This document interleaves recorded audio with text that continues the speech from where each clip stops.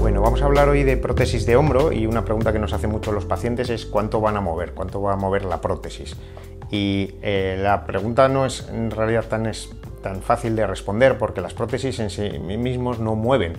Son los músculos de la articulación los que hacen que se mueva la articulación.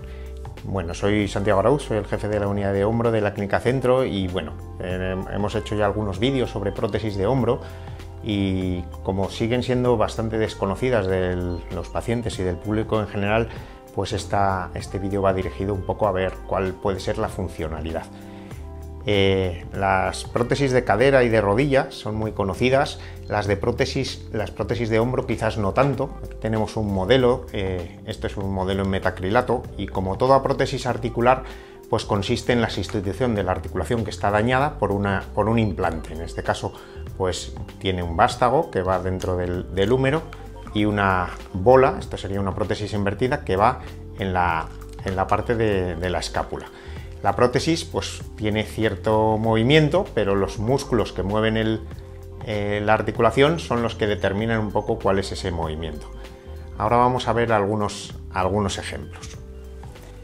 Bueno, la realidad es que las prótesis de hombro empezaron a pensarse en ellas y a ponerse por las fracturas de húmero proximal en las que la articulación quedaba excesivamente dañada y entonces esas prótesis ya aparecieron en los años 50 y 70 y eran prótesis muy básicas que simplemente era una cabeza metálica que iba embutida en el vástago del húmero para conseguir movilidad. Esas prótesis, a pesar de que ya son muy antiguas, todavía vemos algún caso de pacientes. Este es un ejemplo de un paciente que cuando tenía 48 años le operaron y le hicieron una hemiprótesis por una fractura de húmero derecho. Y este paciente lo he visto, no lo operé yo, lo vimos 19 años después. Esta es la movilidad que tiene de su prótesis, ¿vale? Que es excelente. Este paciente, sin embargo, pues no es el ejemplo típico. ¿Y por qué digo esto? Porque las prótesis que se ponen por una fractura son muy difíciles de que el resultado sea excelente, porque depende mucho de las tuberosidades, que es la zona donde se anclan los tendones. En el ejemplo de unas prótesis de cadera o de rodilla, las prótesis de cadera y de rodilla es raro que se pongan por una fractura, normalmente se ponen por artrosis. Y en el hombro también se puede poner una prótesis por artrosis, pero es frecuente que se pongan también por fracturas. Y como hemos visto, a pesar de que este ejemplo era un resultado excelente, muchos pacientes con secuelas, con fracturas, tienen una movilidad que no es tan excelente. Sin embargo, cuando la indicación es la misma que en cadera o rodilla, es decir, cuando el motivo de poner la prótesis es la artrosis, los resultados suelen ser también excelentes, extrapolables a lo que es el beneficio de una prótesis de cadera o de rodilla. Es mejoría del dolor, mejoría de la función, mejoría de la movilidad.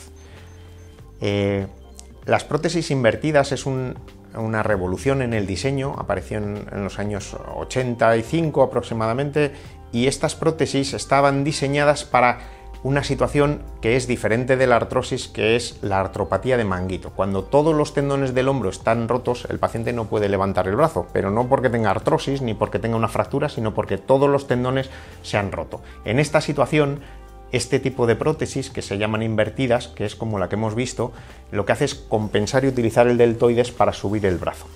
Bueno, pues con estas prótesis también podemos tener una movilidad excelente en pacientes que no pueden levantar el brazo, o sea que pueden llegar a levantar completamente, como la paciente que estamos viendo en este vídeo, que tiene una movilidad excelente y tiene una movilidad completa, a pesar de que ya no tiene ningún tendón en el hombro, ¿vale?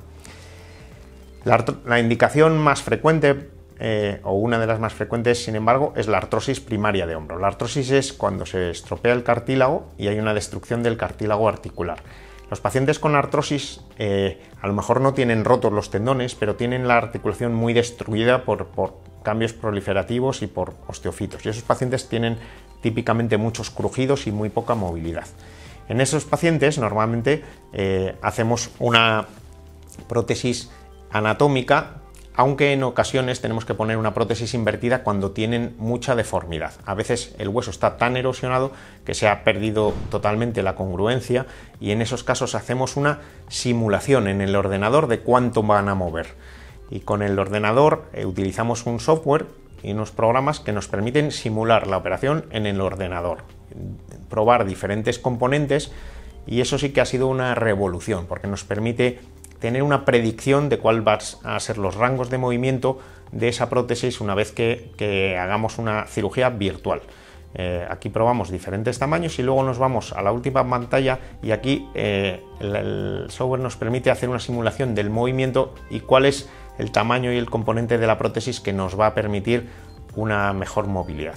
Con esta planificación podemos seleccionar los implantes que vamos a utilizar y tenemos unos resultados que son mucho mejores a cuando no tenemos una planificación. En este caso es un ejemplo de una paciente con una artrosis primaria de hombro que tiene una movilidad a los 2 años que, como vemos en el vídeo, es prácticamente completa. Es indistinguible cuál es el brazo operado del que no está operado, ¿vale? Entonces, bueno, pues la planificación y la selección del tipo de prótesis pues es importante para tener unos buenos resultados. En las artrosis primarias de hombro, aquí tenemos otro ejemplo, pues a veces con resultados excelentes, que tienen una movilidad conservada a pesar de que preoperatoriamente tienen mucha rigidez. Hay algunas situaciones especiales, prótesis que se ponen por secuelas de inestabilidad, pacientes que han tenido muchísimas luxaciones y acaban haciendo una artrosis. Este es otro ejemplo de una mujer de 75 años que cuando tenía 35 años le operaron por luxaciones recidivantes.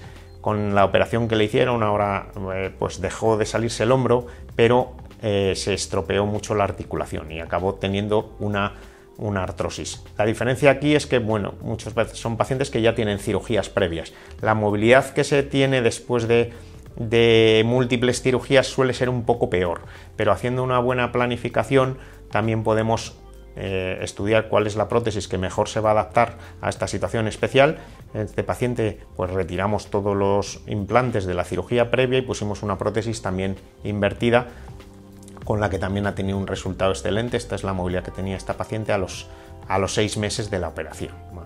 Estos resultados no siempre podemos obtener esta movilidad tan buena, pero con una buena selección y una planificación adecuada se pueden tener movilidad excelente.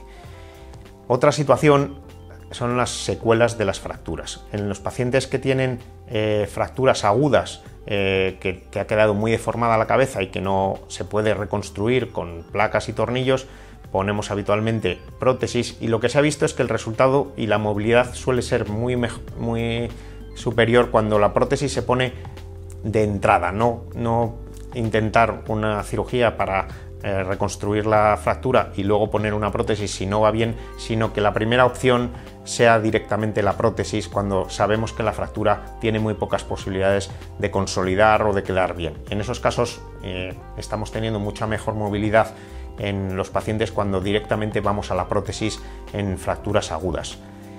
Porque cuando lo que estamos tratando es una secuela de fractura, es decir, una fractura que ya consolidó, pero consolidó mal o que hizo una complicación después de una cirugía, como vemos en este caso, que es una paciente de 76 años que le habían operado y le habían puesto una placa con tornillos y luego había tenido la mala suerte que la cabeza se había reabsorbido, pues la cirugía es más complicada porque tenemos que retirar la placa previa, limpiar toda la fibrosis. Y en estos casos, pues bueno, a pesar de todo podemos obtener en ocasiones pues resultados excelentes, como es en esta paciente que tiene también una secuela de una fractura, que también estaba operada con una placa y que, bueno, pues tenemos que utilizar prótesis un poquito más complejas, que tienen que agarrarse más abajo, con vástagos más largos y bueno, a pesar de todo, pues a veces podemos obtener resultados excelentes con muy buena movilidad. Y sobre todo los pacientes lo que más agradecen más que la movilidad a veces es la mejoría del dolor. Sin embargo, eso no siempre se consigue y probablemente los pacientes operados de prótesis de hombro que tienen menos movilidad después de la operación son aquellos que han tenido múltiples cirugías previas, que tienen implantes, que hay que quitar material y que tienen mucha rigidez postoperatoria. Este es un ejemplo de un paciente con una movilidad muy reducida antes de la operación y que después de la operación pues no obtuvimos esta movilidad.